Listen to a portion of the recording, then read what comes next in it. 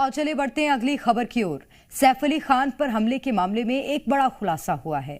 बताया जा रहा है कि हमलावर शरीफुल बांग्लादेश का कुश्ती खिलाड़ी है और हमले के वक्त उसने कुश्ती वाला दांव चला था।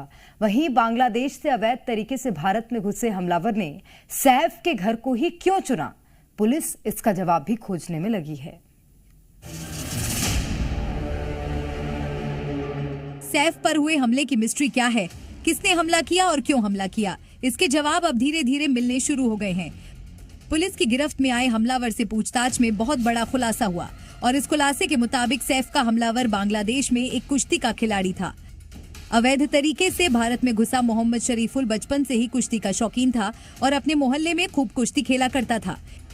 इतना ही नहीं, मोहम्मद शरीफुल ने कुश्ती की कुछ प्रतियोगिताओं में स्थानीय लेवल पर भी हिस्सा लिया था और इसी वजह से जब वो सैफ से उलझा तो उन पर भारी पड़ा। पुलिस अभी मोहम्मद शरीफुल से और भी कई सवालों के जवाब जानने के लिए लगातार पूछताछ कर रही है। सैफ पर हमला करने वाला एक कुश्ती का खिलाड़ी था। इसका खुलासा होने के बाद ये भी सामने आया है कि आखिर उस रात कैसे सैफ और इस हमलावर के बीच लड़ाई हुई थी और दोनों आमने सामने हुए थे।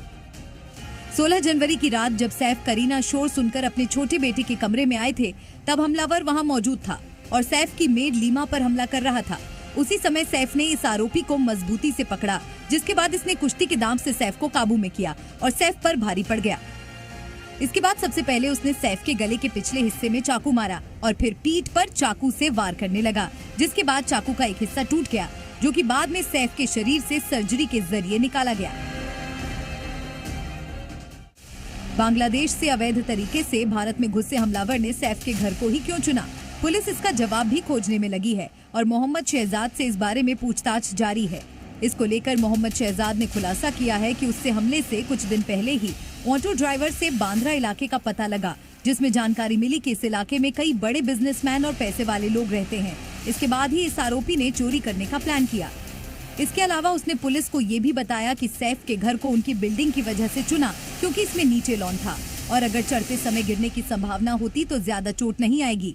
अब पुलिस शहजाद से ये भी पूछताछ कर रही है कि क्या सैफ अली खान के घर में घुसने से पहले आरोपी ने कुछ और सेलिब्रिटीज के घरों की रेकी की थी।